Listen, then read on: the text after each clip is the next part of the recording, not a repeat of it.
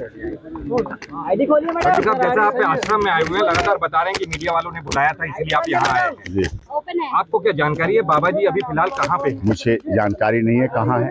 मैं जानकारी करना भी नहीं चाहता। मैं अपना काम करना चाहता हूँ, काम कर रहा हूँ।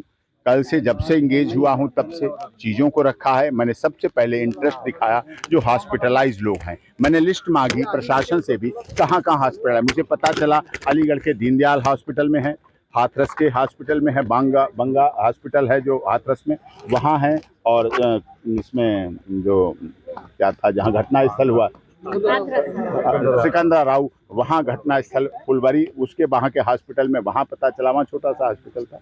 और एटा में है और इस तरह से हैं। कुछ इंजर्ड नोएडा रेफर किए गए हैं हायर मैनेजमेंट के लिए। ये मेरी प्राथमिकता ये है सबसे पहले कि जो इंजर्ड हैं वो परमानेंट डिसेबिलिटी ना आ जाए, उन्हें कहीं ऐसे शरीर में ना आ जाए जिसकी पूर्ति ना हो सके। अभी ट्रीटमेंट है, चोटें तुरंत की हैं, अभी ट्रीटमेंट हो जाएगा, फिर परमानेंट डिसेबिलिटी हो जाती है, ऐसा ना हो। पहली प्राथमिकता मेरी ये है। नारायण साकार हरि जी ने अपना संदेश सांत्वना देने के लिए मेरे पत्र में ही जो मुझे अपॉइंट किया उसमें लिखा है, उन्होंने लिख के दिया है, भेजा है। इंजर्ड को स्पीडी रिकवरी के लिए भेजा है, लिखा है, कहा है, वो चाहता हूं मैं। आज मैं इंजर्ड से बात की जो घटना स्थल के आई विटनेस थे, उनके द्वारा जो मुझे पता चला तो उससे मेरा शक, जो लोग कह रहे थे वहां के और बाहर वाले लोग जो चुटैल नहीं थे वो कह रहे थे, उनसे और इंजर्ड से दोनों टैली हो गए।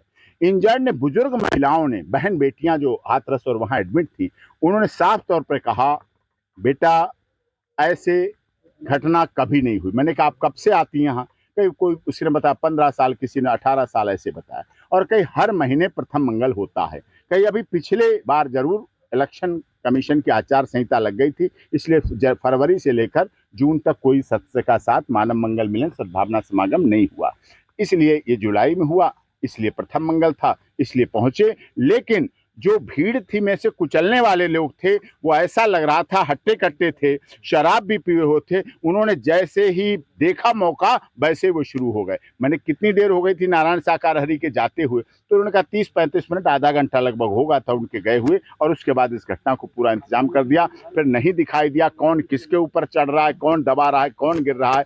और ये घटना, जो घटना स्थल मैंने देखा अभी पहुंच के, आप लोग भी प्रबुद्ध मीडिया के लोग हैं, आपने भी देखा, बिल्कुल खुला है, दिखाया जा रहा था। हमने टीवी पे जो खबर देखी कि बंद हैं, दरवाजे नहीं थे, ये थे, रास्ते नहीं थे, पूरे खुले हुए हैं। हर तरफ खेती खेत हैं, हर तरफ पूरा मैदानी मैदान है। और जो हाईवे बना हुआ है वो भी भगवान की दुआ से इस समय रोडें अच्छी हैं, तो 4 रोड के इधर जा रहे हैं, 4 इधर जा रहे हैं हिस्से रोड के, तो बड़ा हाईवे है। और पूरे हाईवे के दोनों तरफ व्यवस्थाएं। दोषी किसको मानते हैं फिर? क्या प्रशासन दोषी है? क्योंकि हाईवे के किनारे जो है वो उसने परमिशन दिया, क्योंकि हाईवे के किनारे तो परमिशन वैसे अमूमन होती नहीं है। नहीं तो क्या शायद रोड एक्सीडेंट में तो कोई घटना नहीं हुई ना, कोई आपकी जानकारी में हो? नहीं ना, रोड एक्सीडेंट तो नहीं हुआ, ट्रैफिक तो रुका हुआ था, वहाँ ट्रैफिक की वजह से नहीं हुई। इसलिए प्रशासन का दोष की बात नहीं आती है कि वो किस तरह से हुआ। लेकिन घटना दुखद है, संवेदन इसमें हुई। सबसे बड़ी क्या बात, कोई दुश्मन नहीं मारा गया, कोई भारत पाकिस्तान के, चाइना के युद्ध में नहीं कोई मारा गया।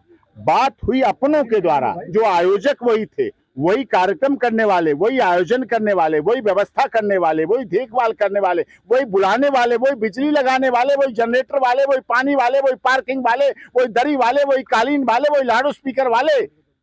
उन्हीं के बच्चे, उन्हीं की माताएं, उन्हीं की बहनें, उन्हीं की पत्नी उसमें कुचल के मर गई। जैसा कि तो क्या आप बाबा से बाबा मिलेंगे? क्योंकि उनके भक्तों के द्वारा कहा जा रहा है कि बाबा भी आश्रम में हैं, आप मैनपुरी आश्रम में खड़े हैं। मुझे नहीं पता, मुझे जानकारी अगर नहीं। अंदर है तो आप जाएंगे अंदर की नहीं? हाँ, अगर होंगे तो जरूर मिलूंगा। तो भक्तों के द्वारा कहा जा रहा है कि अंदर है, सेवादार भी कह रहे हैं, सेवादार बता रहे हैं कि बाबा अंदर है और ब्रह्मलीन है।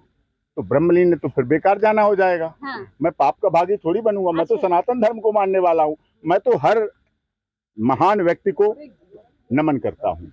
मैं ऐसा व्यक्ति हूँ, बचपन में मेरी माता पिता ने सिखाया, मंदिर पड़ा नमन करो बेटा, गुरुद्वारा पड़ा नमन करो, मजार पड़ी नमन करो, चर्च पड़ा नमन करो। मैं तो यही करता रहा जीवन में। इसलिए मेरी तो भक्ति आस्था भी है, मैं किसी को डिस्टर्ब नहीं करूँगा। मौन है, अगर लीन है तो ये आपने बताई बात, तो मैं उसमें किसी को मतलब आप नहीं जा रहे हैं अंदर के माना जाए। सर नहीं, मुझे अंदर बुलाएंगे तो अवश्य जाऊंगा। सर लगातार इस तरह की कौन- खबरें कौन- चल रही है कि बाबा जी जो है तो फरार हैं फ्रंट पे या सर, फिर फ्रंट जो पे, है वो फ्रंट सर। अपना दुख प्रकट नहीं करना चाह रहे, जो भक्त खत्म हुए हैं उनका दुख नहीं है उनको, ऐसा क्या वजह, ऐसा कौन सी परेशानी है नहीं, उनके सामने नहीं। जो कि वो सामने नहीं भक्तों आना के चाह सामने रहे? आना तो जितना चाहिए। नारायण साकार हरि के बारे में मैंने अपने लोगों से जाना है वो मैं बात दावे के साथ कह सकता हूँ।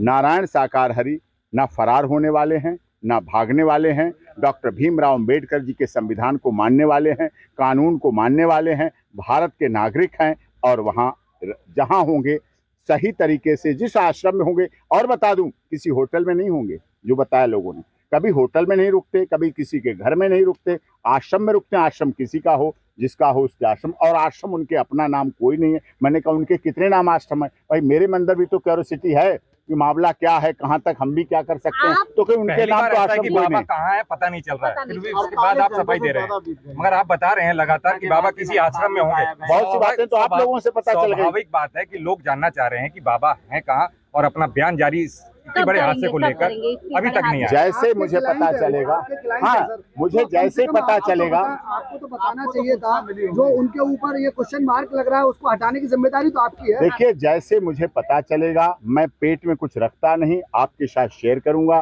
सबको बताऊंगा, बिल्कुल पता चल जाएगा। आपने सबको कहा पता कि चल आप सनातन धर्म को मानने वाले, उसके साथ साथ बहुत सारे भक्त आए जिनको हमने जब बाबा कहा इनको, तो फिर उसके बाद उन्होंने कहा ये परमात्मा है, बाबा नहीं। ऐसी अंधभक्ति भी देखने को मिल रही है, इस पर आप क्या कहेंगे?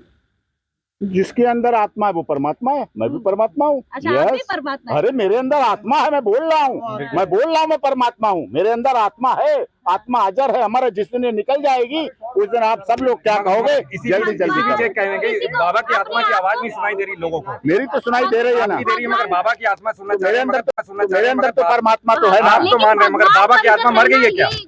मैं ये जानना चाह रहा हूँ वकील साहब, बाबा की आत्मा खत्म हो गई है क्या? आप सब लोग वरिष्ठ पत्रकार हैं, कौन किसको भगवान मानता है? आप लोगों ने निर्भया केस देखा, जी जब जब डेथ वारंट रुकता था उनके परिवार वाले मुझे क्या मानते थे बताइए, आप क्या मानते थे? जैसे डेथ वारंट रुकता था उसकी माँ मुझे चिपट जाती थी, भगवान का दर्जा देती थी। किसान आंदोलन मैंने लड़ा, स्टे दिलाया, पूरे देश में आंदोलन हो रहा था, लोगों ने मुझे ऐसे, हरियाणा के पंजाब के लोगों ने चिपटा लिया कि आप भगवान से भी बड़े हैं, आपने स्टे दिला दिया, आपने हमारे इतने लंबा लेकिन लाखों लोगों के